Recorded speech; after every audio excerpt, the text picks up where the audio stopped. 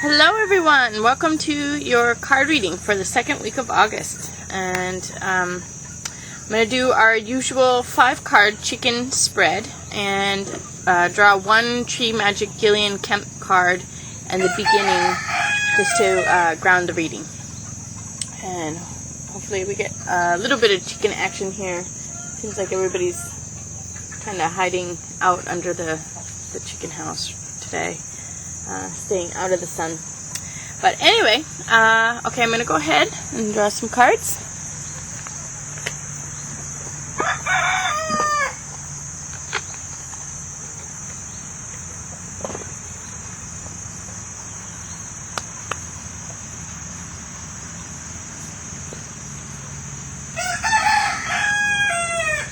Okay, and we got number 31. The almond tree, a windfall, and it says, inner riches grow from psychological maturity, bringing a windfall of good fortune. And 31 has to do with really being in tune with the world around you, the physical world around you, with kind of cause and effect, and not being the effect of other people. So it's really about knowing your place and your distance from everybody, and kind of knowing how to measure your distance with everybody so that you're in right relations, and really knowing how that oneness fits together, almost like a puzzle. And you know, it's not that we're all one and we all think alike and we all, feel alike. Although we are able to tap into one another's thoughts and one another's feelings, it doesn't mean that we're all processing or generating things the same. So it's about knowing how to measure and how to have those positive influences in our lives, and really eliminating the negatives. So being the cause in your own universe and not being the effect of others. And then it has to do with movement in relationships and moving forward or progressing in your psychological maturity, almost, in your maturity or your wisdom of your relations. Okay.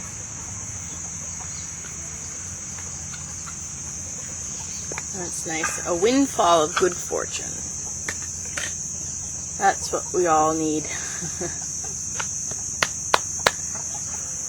Okay, so I'm going to draw 3 moving lines here. Okay, so there's Zodi.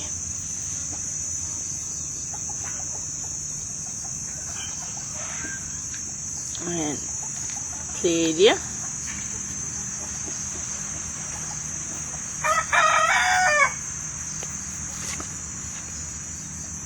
And Illuminata.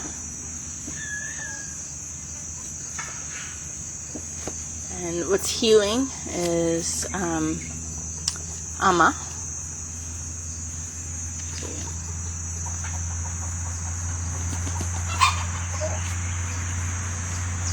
And overall message is Chocolata. Okay. So right away, I have to say there's major shifts and changes in our life where we're breaking free of some things, and again realizing who we are in this world, almost that lock and fit that I was talking about. So Zodi has to do with the zodiac, and it has to do with your personal birth chart, your place in this universe as you come in to the dance of life, your position, and how the dance goes from that original position, and how the whole thing plays itself out, and all of your movements in time, and your relations with others. So it does have to do with your lock and fit with the people of this world, and also your potential and what you're here to do in your work and service, and finding your cause, and also again really knowing how to not be the effect of things. But we have this death and rebirth. We have the number 8 in the physical world. So there's almost like a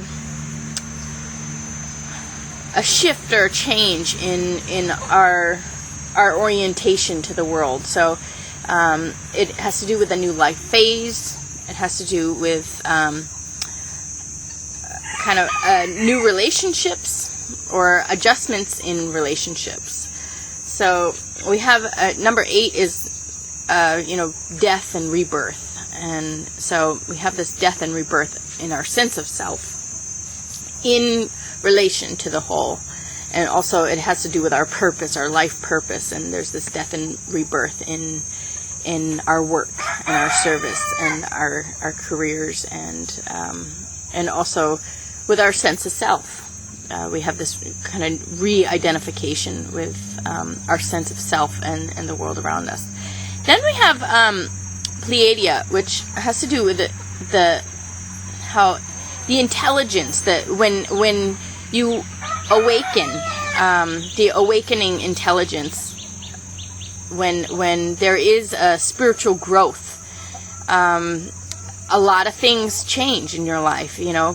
Relationships change, you change, your life changes, what you put your time and your energy into changes. So you have this this breakdown of things and breakthrough from things.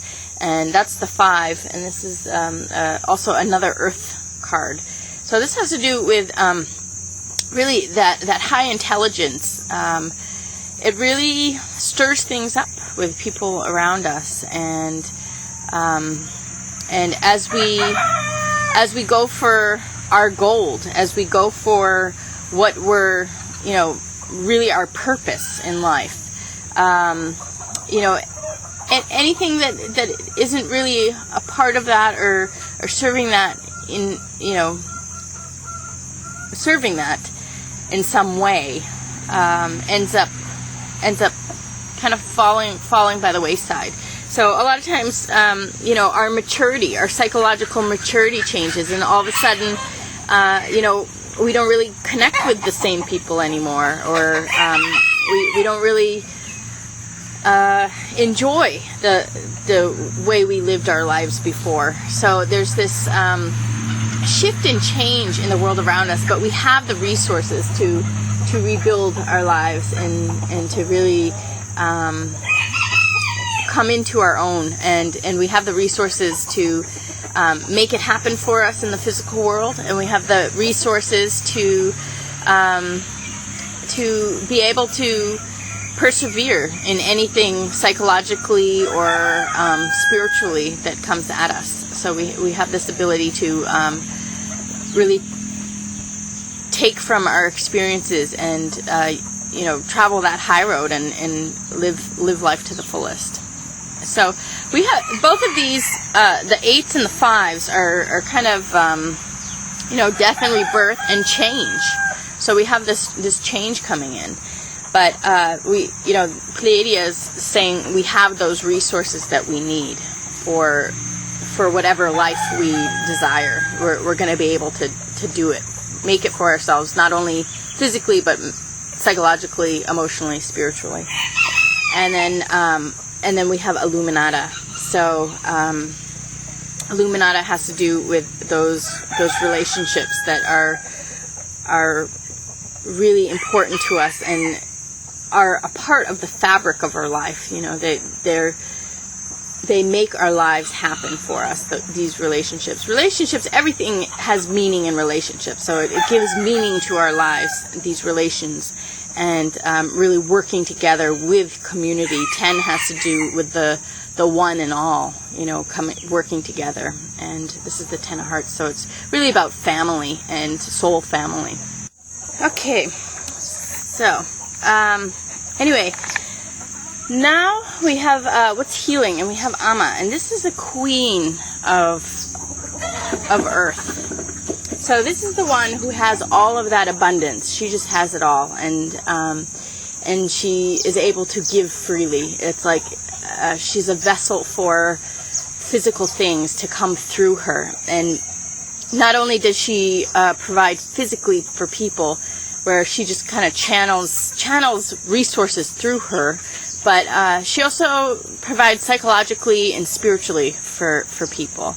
She's named after Amma, the hugging mystic, who really, it's like the ashram idea where you come in and you're provided for, and you have a place to stay and food to eat, and you have spirits to feed your soul, and really just complete contentment, being able to breathe easy in life. And she's also named after a queen mother in Africa, and queen mothers are people who really redistribute physical things. They're able to provide, but it's not just physical, providing for people physically, but also, psychologically, spiritually. So, after we have these kind of awakenings with our life purpose and what we're here to do and who we are, and then we have this shift and change in our life, and then we really get collaborating with those in our lives that really work well with us, and share in the same purpose and the same heart and soul and in duty and service. And then with this kind of repositioning of ourselves in life, we have this abundance that comes through, and we're really able to provide. And the overall message card, what to keep in mind, we have Chocolata. And Chocolata has to do with really listening to your body and really taking care of yourself physically, and knowing what serves you, knowing what your medicines are, knowing what your poisons are, knowing when you need something or when you need to eliminate something from your diet or your exercise routine even. So it has to do with strengthening your body and finding a way where you feel strong and you feel good and you feel focused and balanced, where you feel not too tired and not too hyperactive. That perfect position of awareness and awakeness, where you feel really good and almost like spiritually alive. When you're kind of spiritually stimulated by things, it's like you feel really good. Your mind is just so sharp, and it feels like perfectly balanced, and you feel really good, and your body feels good. Even if you go jogging and the next day, maybe you're sore the next day, but then you feel really strong. Even that hurt, it hurts so good. So it has to do with knowing how to feed our bodies and get our bodies adjusted so that we have that strength, and that we can have that energy and focus and perfect flow through our physical being.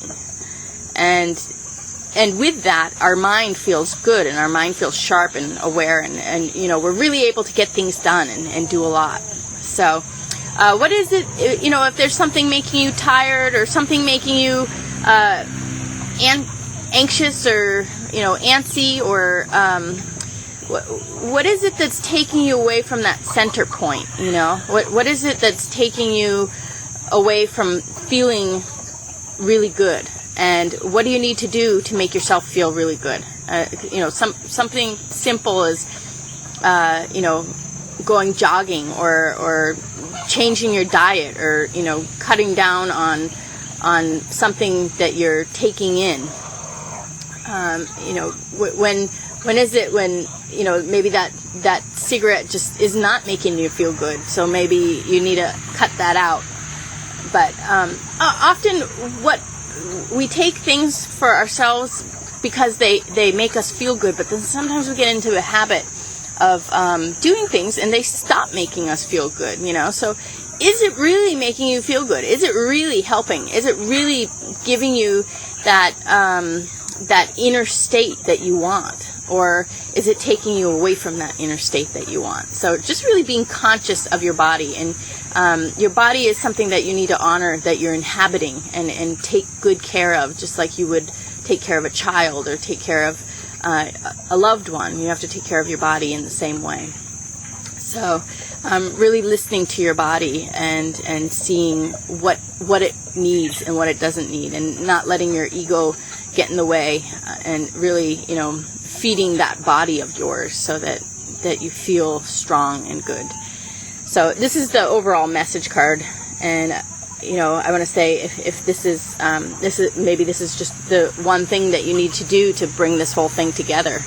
And if you are going to have a windfall, with the windfall coming, with the abundance coming through, you really need to be ready. Your body needs to be strong, and you need to feel good, and you need to feel focused, and you need to have that perfect balance for yourself, where you feel like you're on that spiritual high in your moment to moment, where you're just so satisfied and you feel really good. So anyway, again, it says inner riches grow from psychological maturity, bringing a windfall of good fortune. So, and again, really, with the windfall of good fortune, and that's what this is saying. We're healing our physical abundance here. And with this windfall of good fortune, we do need that psychological maturity. We need to step into ourselves and really, have even our relationships serving us in the way that is best for us and everybody else. And putting our time and our attention into what is really our purpose here, what is best for us to be putting our time and attention into, and not to worry that we have the resources to build the foundation for our life and build our life the way we would like it to be. And then we have people coming together that really work well with us and share that mind and that heart and that spirit and that purpose with you in your journey through life. And so we have this abundance coming in, but just to keep in mind, really, do what you need to do to feel good, because as you feel good psychologically and physically, you really become that vessel for good fortune. So anyway, enjoy, everybody, your windfall coming, and I hope everybody got what they needed out of this today, and I will see you again next week. Take care.